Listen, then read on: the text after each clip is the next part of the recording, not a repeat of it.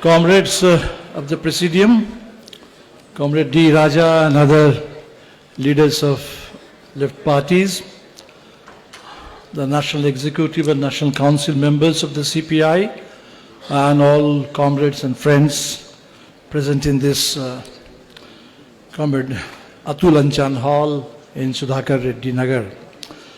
So my warm greetings to all of you for what I hope will be a very successful 25th Congress of the CPI, and especially this Congress is happening against the backdrop of the centenary of the CPI. So it makes it a matter of double pleasure, double honor for me to be able to greet you on this occasion. So usually when I speak, I don't have a written text. For me, the conversion is always from speech to text and not the other way around. But this time, because Comrade Raja wanted me to submit a written message in advance, I have done it, but that is in English. That will be distributed hopefully. But permit me to say a few words in Hindi. So I'll base on this text, but also probably add a few things in the light of the present situation in Punjab. तो साथियों, communist party स्थापना के 100 साल, मेरे लिए communist संगठित communist आंदोलन के 100 साल हिंदुस्तान में, और जाहिर सी बात है कि जब इतना शानदार एक इतिहास उसको लेकर के हम लोग आगे बढ़ रहे हैं, उस इतिहास से हमेशा प्रेरणा मिलती है, ऊर्जा मिलती है। और पिछले करीब 45 साल से मैं भी कम्युनिस्ट आंदोलन में हूँ, और मैं खुशकिस्मत रहा कि चाहे बंगाल हो, बिहार हो, झारखंड हो, देश के करीब हर हिस्से में हमें बहुत सारे पुराने कम्युनिस्ट पार्टी के नेता मिले हैं। सब याद आते हैं, जिन लोगों से बहुत सीखने के लिए मिला, जिन तमाम लोगों से बहुत प्यार मिला, बहुत, इसलिए वो तमाम यादें हैं। पिछले ही आपके पार्टी कांग्रेस में कॉमरेड सुधाकर रेड्डी थे और आज हमारे बीच में नहीं है। कॉमरेड अतुल अंजन थे और आज हमारे बीच में नहीं है। कॉमरेड सीताराम येचुरी कल तक थे और आज हमारे बीच में नहीं है। तो उन तमाम कम्युनिस्ट आंदोलन के शहीदों को, उन तमाम हमारे बिछड़े हुए साथियों को आज आपके इस पार्टी महाधिवेशन के मंच से मैं सलाम करता हूं, और ये संकल्प लेता हूं कि उनके अधूरे काम को पूरा करने के लिए, उनके मिशन को पूरा करने के लिए जितनी भी ताकत है वो ताकत लगा देंगे, और इस देश में शहीदों के अरमानों को ज़रूर मंजिल तक पहुंचाने की कोशिश करेंगे। ये पंजाब है। हम हमेशा करतर सिंह सराबा का नाम लेते हैं, भगत सिंह का नाम लेते हैं, अशफाक उल्लाह का नाम लेते हैं उस दौर के। तो वो दौर जहाँ जब कम्युनिस्ट पार्टी नहीं बनी थी, या बहुत सारे हमारे साथी जो शायद औपचारिक रूप से कम्युनिस्ट पार्टी के मेंबर नहीं थे, लेकिन अपने विचारों में, अपनी कुर्बानी में, अपने लक्ष्यों में वो बिल्कुल कम्युनिस्ट थे। मैं मानता हूं कि हमारे देश के कम्युनिस्ट आंदोलन के वो पायोनियर्स थे। भगत सिंह के रचनाओं में आपको कम्युनिस्ट मूवमेंट का एक कार्यक्रम मिल जाएगा, कोई फॉर्मल नहीं, लेकिन बिल्कुल एक बाकायदा अपने नौजवान साथियों से जो अपील कर रहे थे भगत सिंह, वो मैं मानता हूं कि हिंदुस्तान में कम्युनिस्ट मूवमेंट के लिए, कम्युनिस्ट आंदोलन के लिए सबसे पहला कोई प्रोग्राम का अगर मसबिदा है वो हमें कॉमरेड भगत सिंह से मिलता है। तो उन तमाम नेताओं को भी, शहीदों को भी सलाम। हम ये भूल नहीं सकते कि अगर हमने 100 साल पूरे किए हैं, हम अपने शताब्दी मना रहे हैं इस देश में, और एक शताब्दी भी कुछ लोग मना रहे हैं। और पिछले 100 साल से ये दो जो अलग अलग ट्रेजेक्टरी है, जो एक दूसरे के खिलाफ है, एक तरह से आमने सामने की ताकतें हैं, और आज वो हमारे सामने बिल्कुल आर पार की लड़ाई है। जिस दौर में कम्युनिस्ट पार्टी बनी, चाहे आप कानपुर की बात करें या टशकेंट की बात करें, वो दुनिया में उस दौर में कम्युनिस्ट पार्टियां बनी हैं रूस के इनकलाब से प्रेरणा लेकर के, ऊर्जा लेकर के। 1917 की बात है, और उस समय दुनिया ने सोचा था कि शायद रूस के इनकलाब के बाद पूरे यूरोप में और भी कई देशों में इनकलाब होंगे। जर्मनी में रोजा लुक्सेमबर्ग ने लिबनेक ने, बहुत सारे साथियों ने शहादत दे दी एक क्रांति को सफल बनाने की कोशिश में, लेकिन क्रांति नहीं हो पाई। लेकिन हम सब लोग जानते हैं कि 1917 में रूस के इनकलाब के ठीक 5 साल बाद इटली में मुसोलिनी आ जाते हैं और दुनिया भर में ये जो फांसीवाद आज हम कह रहे हैं उस पूरे फांसीवाद सर उठाता है और उसका जो नज़ारा है तब से हम देख रहे हैं। और इसीलिए हमने अगर रूस के इनकलाब से ऊर्जा लेकर के आज़ादी के आंदोलन से अपनी जिम्मेदारी को समझते हुए कम्युनिस्ट आंदोलन ने अगर अपने को संगठित किया, जो आरएसएस है उसने उसी मुसोलिनी से, हिटलर से, उसी दौर के फांसीवाद से, उससे ताकत लेकर के, उसकी नकल करते हुए, उससे प्रेरणा लेकर के वो हिंदुस्तान में उसने अपना विस्तार किया। हमारे सामने थे आज़ादी के आंदोलन और उनके सामने था उस आज़ादी के आंदोलन के खिलाफ अंग्रेजों के पक्ष में खड़े होकर के मुखबिरी करते हुए हिंदुस्तान में जो भी पुराना सड़ा गला जो कुछ भी है उसको मजबूत करने का कार्यभार उसके पास था। जिस मनुस्मृति को बाबा साहब अम्बेडकर ने, संविधान तो लिखा गया 1949 में, देश को आज़ादी मिली 47 में, और 1927 में बाबा साहब अम्बेडकर उस मनुस्मृति को पब्लिकली उसको जला देते हैं। ये गुलामी का दस्तावेज है और हिंदुस्तान को आगे बढ़ना है तो इस गुलामी के दस्तावेज को जलाते हुए, इसको तोड़ते हुए ही देश को आगे बढ़ना है। और ये आरएसएस 1949 में जब संविधान पारित हो रहा है तब वो खुल के कह रहे थे कि भाई इस देश संविधान में कुछ भी भारतीय नहीं है, भारत का असली संविधान तो मनुस्मृति है। तो जाहिर सी बात है कि वो आरएसएस आज अगर उसके हाथ में राज सत्ता है तो आरएसएस आज देश में क्या कर रहा है, क्या करेगा, इसके लिए हमें मोहन भागवत का भाषण सुनने की जरूरत नहीं है। 100 साल से जो लोग इतिहास को देख रहे हैं वो सब लोग जानते हैं कि आरएसएस हिंदुस्तान में फांसीवाद के वाहक बन करके उसी समय विचार पहले था और अब उस विचार को पूरी योजनाबद्ध तरीके से हमारे ऊपर थोपने का, पूरे देश के लोकतंत्र को खत्म करने का, इस संविधान को खत्म करने का उनको मौका मिल रहा है। और निश्चित तौर पर जो भी मौका जब भी उनको मिला है, हर मौके का इस्तेमाल उन्होंने इसी काम के लिए, इसी मकसद के लिए किया है और आज वो कर रहे हैं। और इसीलिए हम सबके सामने बहुत बड़ी चुनौती है, बहुत बड़ी लड़ाई है जिसको हम टाल नहीं सकते। ये लड़ाई आज नहीं तो हम कल या परसों नहीं लड़ सकते हैं।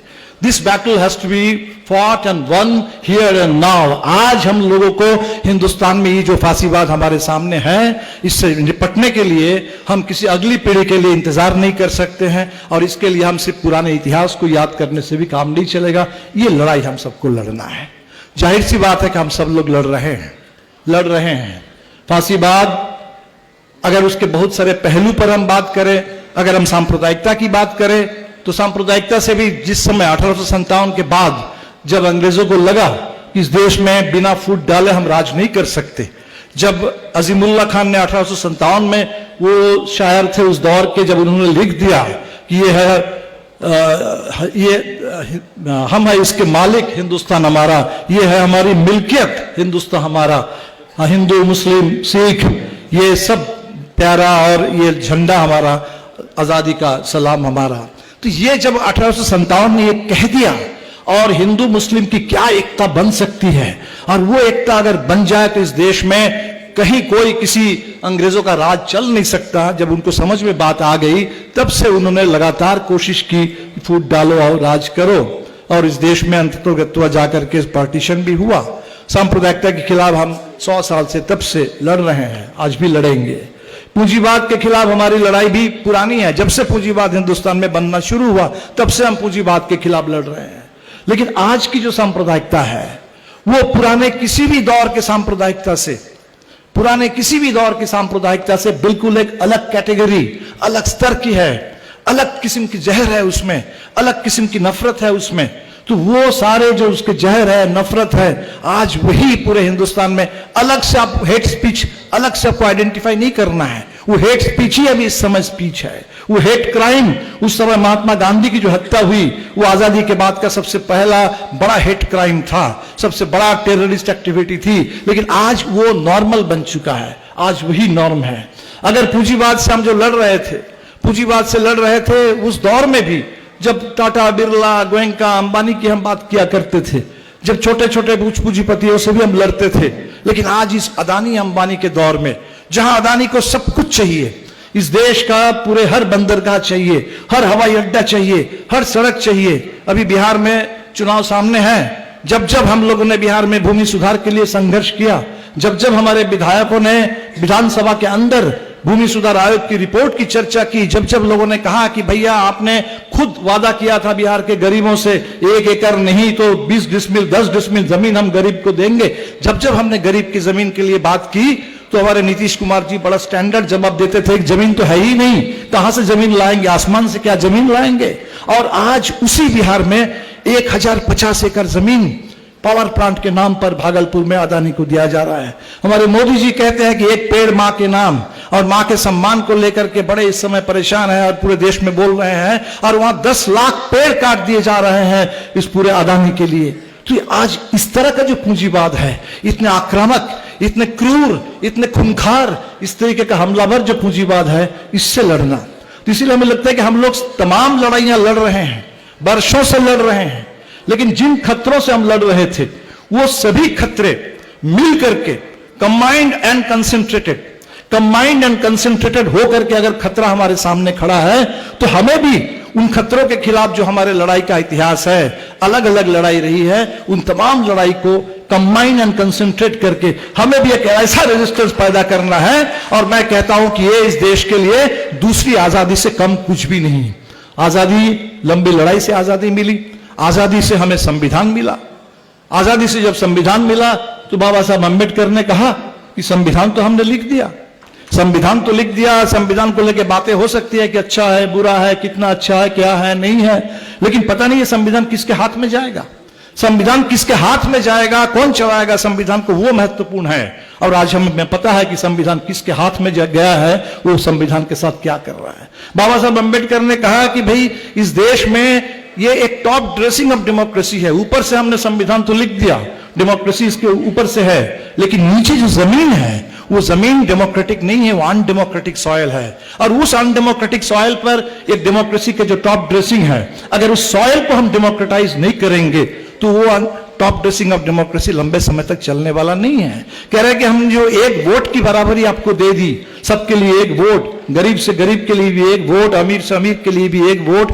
वोट की जो बराबरी है वो तब तक ही कुछ चल सकती है अगर समाज में सामाजिक और आर्थिक गैर बराबरी हावी हो जाए पूरी तरह से, तब ये चुनाव में एक वोट की बराबरी का कोई खास मतलब नहीं रहेगा। और आज ये सब कुछ हमारे सामने हो रहा है। और इसीलिए साथियों, हमारे साथियों ने जैसे कहा, कॉमरेड राजा ने, कॉमरेड एम ए बेबी ने, कि हम लोगों को निश्चित तौर पर एक मजबूत लेफ्ट यूनिटी चाहिए। और इस देश में आज के इस फांसीवाद से निपटने के लिए, दूसरी आजादी की लड़ाई को, जंग को जीतने के लिए, ठीक जैसे आजादी के आंदोलन के दौर में बहुत बड़ा कैनवस था, लड़ाई के रास्ते अलग अलग थे, भगत सिंह का रास्ता अलग था, गांधी का रास्ता अलग था, सुभाष बोस का रास्ता अलग था, नेहरू का रास्ता अलग था।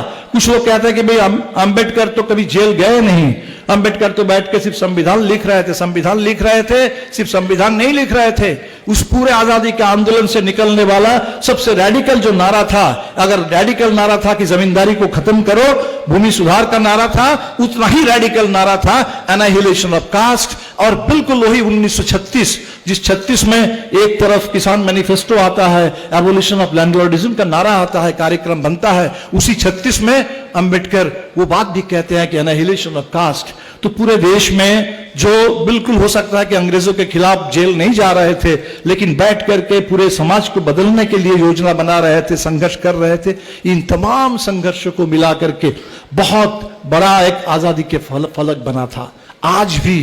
आज भी हमें उतनी ही बड़ी व्यापक एकता चाहिए, सबको साथ लेकर के। इस देश में अलग अलग मुद्दे हैं, कहीं भाषा का सवाल है, कहीं फेडरलिज्म का सवाल है, कहीं इस देश में कल्चर का सवाल है, कहीं इस देश में रोजगार का सवाल है, कहीं किसान अपने खेती बचाने के लिए लड़ रहे हैं, कहीं मजदूर, वो जो गुलामी के 4 लेबर कोड मजदूरों पर थोपने की कोशिश हो रही है, वो जो निजीकरण का हमला है, वो जो पुरानी पेंशन स्कीम को छीन करके एक पेंशन भी पूरा चुरा करके नई पेंशन स्कीम थोप दी गई। वो जो सारे नौजवान जो आउटसोर्सिंग को झेल रहे हैं, बेरोजगारी और ठेकेदारी को झेल रहे हैं, उन तमाम लोगों की लड़ाइयां हैं। लेकिन सभी लड़ाइयों को एक बड़ी एकता बना करके और बड़े मकसद के साथ, बड़ी ताकत के साथ एक लड़ना है, उसमें ऊर्जा भरना है। ये काम हम कम्युनिस्टों को जरूर करना है। हम अक्सर अफसोस करते हैं कि भाई 1960 के दशक तक हिंदुस्तान में एक ही कम्युनिस्ट पार्टी थी, बिल्कुल थी। और ये 60 का ही दशक है जब दो और पार्टी बनी, सीपीएम 1964 में, 1969 में हमारी पार्टी सीपीआईएमएल। कुछ लोग सोचते हैं कि अगर ये तीन पार्टी नहीं बनी होती, अगर इस देश में एक ही पार्टी रह गई होती, तो शायद तब देश कुछ और होता। मैं समझता हूं कि इतिहास में जाकर के ये लक्ष्यरी है, ये सोचने से कोई फायदा भी नहीं है। और मैं इस रूप में देखता भी नहीं हूं, मैं इस रूप में देखता भी नहीं हूं कि अगर इतने बड़े देश में विविधता में एकता, मेरे लिए प्रिंसिपल है विविधता में एकता। कम्युनिस्ट आंदोलन के में जो विविधता का विकास हुआ है, अलग अलग धाराएं हैं, कहीं हमें लगता है कि उससे कम्युनिस्ट आंदोलन में विस्तार भी हुआ है। तो कम्युनिस्ट आंदोलन सिर्फ अलग अलग धारा बन जाने से, अलग अलग पार्टियां बन जाने से कमजोर हो गई, मुझे नहीं लगता है कि यह डायलेक्टिकल एनालिसिस है। डायलेक्टिकल एनालिसिस है कि हम लोग अलग अलग हैं तो कोई बात नहीं, यूनिटी इन डाइवर्सिटी। अगर ये देश के लिए प्रिंसिपल है तो कम्युनिस्ट आंदोलन में भी diversity must not mean disunity. Diversity yes, disunity no. और यूनिटी के लिए हम लोग बिल्कुल हर संभव कोशिश करेंगे। और हो सकता है इतिहास ने अगर एक मोड़ पर कम्युनिस्टों को अलग अलग धारा में कर दिया है, तो इतिहास आगे चल करके कोई एक समय भी आएगा जब हो सकता है कि सभी धाराएं मिलकर के इस देश में फिर एक कम्युनिस्ट पार्टी बन जाएगी। उसके लिए भी हम लोग काम करेंगे, लेकिन ये हमारे काम का परिणाम होगा। लेकिन इसको पूर्व शर्त बना करके सोचने से मेरे ख्याल से कोई फायदा नहीं है। बड़ी लड़ाई है। तीन बात कह करके मैं खत्म करूंगा। अभी पंजाब में बाढ़ हमने देखा, साथी लोग कहते हैं कि 1988 के बाद इतनी बड़ी तबाही शायद पहली बार देखने को मिली। इस बाढ़ ने हमें बहुत सारे हमारे सामने सवाल खड़ा किया। उसमें रिलीफ की बात है, उसमें सेंट्रल गवर्नमेंट आज के दिन में कहीं केरल में बाढ़ हो जाए, तमिलनाडु में हो जाए, पंजाब में हो जाए, ये डबल इंजन वाली जो सरकार है वो पहले ये देखती है कि वहां किस इंजन की सरकार है, और तब जाकर के उसको कभी भी नेशनल कैलामिटी के रूप में नहीं देखा जाता है। तो निश्चित तौर पर सेंट्रल गवर्नमेंट की ओर से जो काम करना चाहिए था उन्होंने नहीं किया। लेकिन मुझे लगता है कि इससे हट करके भी बड़ा सवाल है, हिमाचल में, उत्तराखंड में, पंजाब में ये क्या हो रहा है कि हिमालय के साथ हमने जो छेड़छाड़ किया, डेवलपमेंट के नाम पर हमने जिस तरह से प्रकृति को नुकसान पहुंचाया, तो आज वो डेवलपमेंट की जो कॉर्पोरेट स्ट्रेटेजी है, जो डिस्ट्रक्टिव स्ट्रेटेजी है, शायद वो हमारे सामने बड़ा नुकसान लेकर के आ रहा है। तो हिमालय को बचाने का सवाल है, प्रकृति को बचाने का सवाल है। हमने देखा कि पंजाब में होशियारपुर में एक घटना घटी और बहुत ही उसकी आप निंदा कीजिए, उस पर निश्चित तौर पर इतना बड़ा कहीं अपराध अगर हो जाए तो किसी भी अपराध के लिए निश्चित तौर पर सजा चाहिए। लेकिन कुछ लोग ऐसी बात करने लगे हैं कि पंजाब में बिहार पूरे एक समूह को अगर आप जिम्मेदार ठहरा देंगे तब क्या होता है। तब इंदिरा गांधी की हत्या के बाद सिखों का कत्लेआम हुआ, आज इतना बड़ा किसान आंदोलन खड़ा हुआ, उसको खालिस्तान से जोड़ के कहा गया। तो पंजाब जिसने ये झेला है, मुझे नहीं लगता है कि पंजाब में ऐसे डिवाइसिव बातें जो है इसको कई लोग समर्थन देंगे। और आज जो पंजाब बना है, जो भी पंजाब में खेती का भी विकास हुआ है, उन तमाम विकास में हम नहीं भूल सकते कि हमारे बिहार से और यूपी से आने वाले मजदूर साथी, उनकी भी मेहनत, उनका भी पसीना इस पंजाब को बनाने में लगा है। और निश्चित तौर पर हम कहेंगे कि आज पंजाब में फिर एक बार किसानों की जो एकता है, गरीबों की एकता है, मेहनत कशों की एकता है, वो किसी धर्म के आधार पर, भाषा के आधार पर, संकीर्णता के आधार पर वो एकता टूटेगी नहीं। आज का दौर तो अलग है। आज का दौर है कि पंजाब के हमारे नौजवान जो अमेरिका गए हुए हैं, अगर उनके पास कहीं डॉक्यूमेंट की कमी है, उनको घुसपैठी कह करके अपराधी के रूप में, गुलाम की तरह उनको अमृतसर में भेजा जा रहा है, हथकड़ी और बेरी लगा करके। तो अगर हमारे साथ जो वहां हो रहा है, वो हम अपने इलाके में जो बिहार से आए हैं, यूपी से आए हैं, बड़ा मजबूर होकर के आए हैं काम करने के लिए, तो निश्चित तौर पर हम उनके साथ ऐसा नहीं करेंगे, हम बिल्कुल लड़ेंगे। और तीसरी बात, जो SIR जो बिहार में चल रहा है पूरे देश में चलेगा। इस एसआईआर के खिलाफ जो हमारी लड़ाई है, आप सब समझ सकते हैं कि ये मामला कोई तात्कालिक सिर्फ एक चुनाव का नहीं है। ये मामला सिर्फ ये नहीं है कि 65 लाख लोगों के नाम चले गए तो चलो 8 करोड़ में 65 लाख होता क्या है। 65 लाख में तो 30 लाख तो हो सकता है जेन्युइनली उनका नाम काटने वाला भी था, तो 35 लाख लोगों का गलत तरीके से काटा गया। 4%, 5% है, 90%, 95% तो अभी भी है, वो बात नहीं है। अक्सर जब हम फांसीवाद की चर्चा करते हैं, हमने सुना कि बहुत सारे साथी कहते हैं कि भारत में फांसीवाद कहां है, अभी तो चुनाव हो रहा है। तो हमारे बहुत सारे साथियों को लगता है कि अगर चुनाव हो रहा है तो इसका मतलब चुनाव और फांसीवाद एक साथ नहीं चल सकता है। हम भूल जाते हैं कि हिटलर और मुसोलिनी भी चुनाव के रास्ते से ही आए थे।